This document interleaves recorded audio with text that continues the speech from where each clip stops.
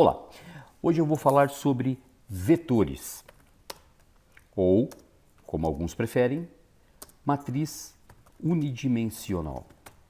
Para declararmos vetores, ou matrizes unidimensionais, declaramos da mesma forma como se fosse declararmos uma variável. Por exemplo, declaramos uma variável x do tipo inteiro. Se quisermos ter um vetor com n posições de números inteiros, também declaramos como sendo do tipo inteiro, vou chamar de vet, e ao lado da variável informamos o tamanho deste vetor. Neste caso, estou declarando um vetor de 7 posições do tipo inteiro, ou seja, este vetor somente poderá receber números inteiros. Podemos já na declaração também armazenar dados neste vetor. Por exemplo, vou declarar aqui um vetor chamado idades. Neste vetor, vou dizer que ele tem tamanho 4. Para armazenar os dados direto em um vetor, utilizamos as chaves. E cada elemento separamos por vírgula. Por exemplo, digamos que seja 13,45, 72, vou colocar mais um aqui, 27.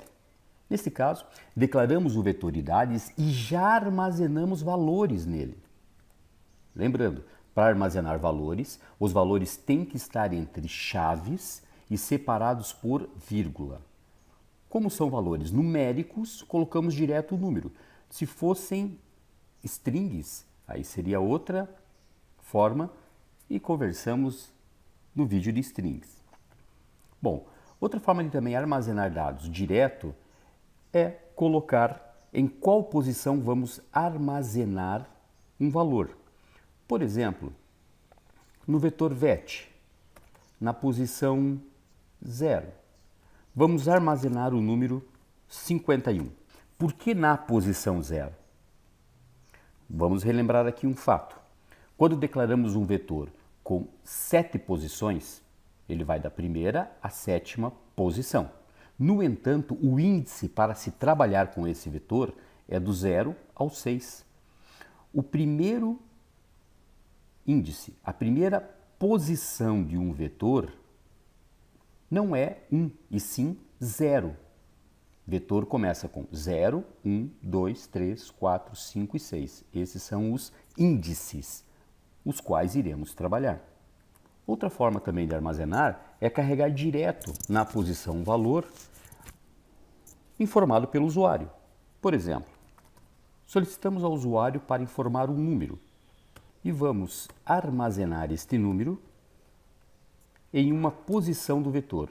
Deste modo, como já sabemos, E comercial, o nome da variável, mas por ser um vetor, temos que dizer em qual posição vamos armazenar. Armazenar na posição 4. Ou seja, assim como em toda variável, podemos armazenar valores direto na declaração, respeitando a sintaxe de como armazenar valores em um vetor. Podemos atribuir diretamente, como fazemos também com as variáveis, mas temos que dizer em qual posição do vetor vamos armazenar o valor. E podemos ler do teclado e também armazenar no vetor, da mesma forma, dizendo em qual posição do vetor queremos armazenar esse conteúdo. Então aqui temos que tomar muito cuidado com a posição do vetor. Vamos ver como fica este conteúdo que foi armazenado em idades. Vamos apresentar o resultado. Vamos primeiramente informar os valores do vetor idade.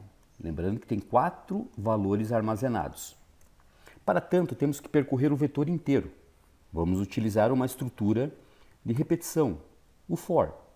Lembrando que temos que inicializar com 0, pois a primeira posição do vetor é 0. Enquanto esta posição do vetor for menor que 4, ou seja, o x vai variar entre 0, 1, 2 e 3. Ele não vai até o 4. Sim, tem 4 posições, mas reforçando.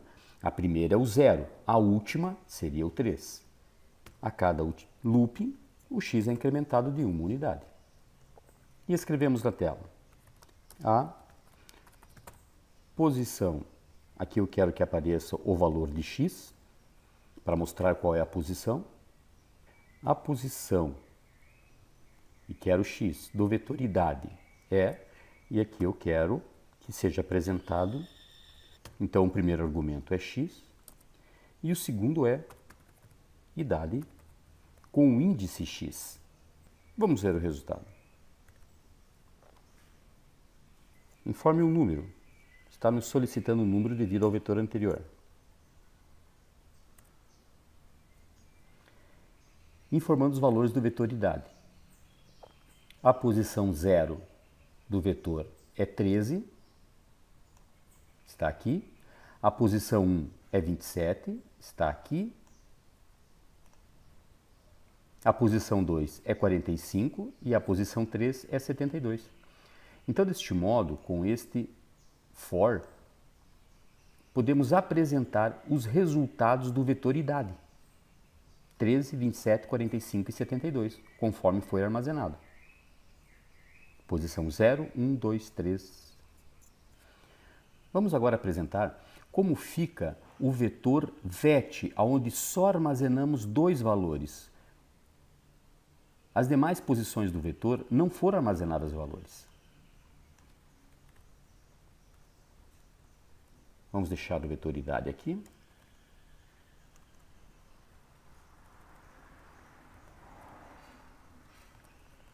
Copiamos esse trecho, informando os valores do vetor vet.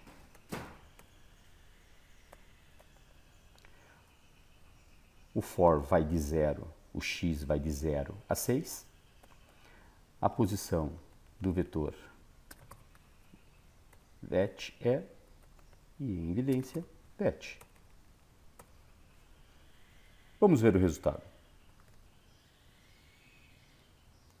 Temos aqui, primeiramente, sendo apresentado o vetor idade, onde todos os números armazenados, como já vimos, e vamos agora ver como está o vetor vet. Neste caso, vamos armazenar um número. Vou colocar o número 9, informando os valores do vetor vet. Posição 0 a posição 6. Veja que na posição 0 tem o número 51, que já armazenamos aqui. O 9 foi armazenado na posição 4, conforme a leitura do que foi lido do teclado, que o usuário digitou. As demais posições não armazenamos nada. Neste caso, veja, ele pegou algo que já estava na memória. Um número qualquer que já estava na memória. Tanto que aparece negativo. Isto normalmente é indesejado. Por isso que usamos muito a expressão zerar a matriz, zerar o vetor, ou seja, limpar ele, colocar todo ele com zero. Neste caso é comum, antes de utilizarmos vetores, fazermos a seguinte situação. Utilizamos um for,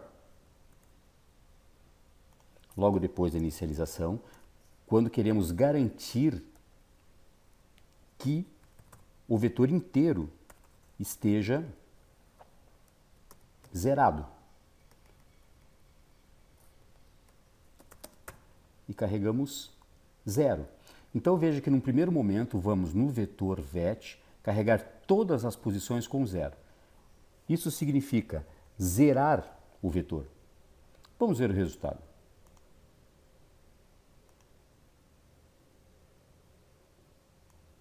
Vetor idade, informando um número, vou colocar o número 8 agora, e está lá o vetor vet.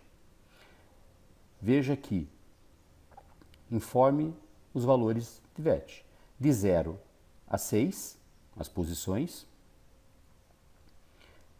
51 foi armazenado na posição 0, 0, 0, 0, e o 8 foi armazenado na posição 4, de acordo com o que foi solicitado aqui para o usuário digitar. Todas as outras posições estão com 0. Deste modo, estamos zerando o vetor e depois armazenando dados. Então não teremos lixo dentro dele.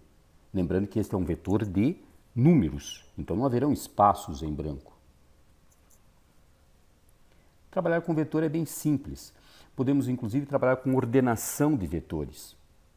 mas isso iremos ver em um próximo vídeo. Até lá!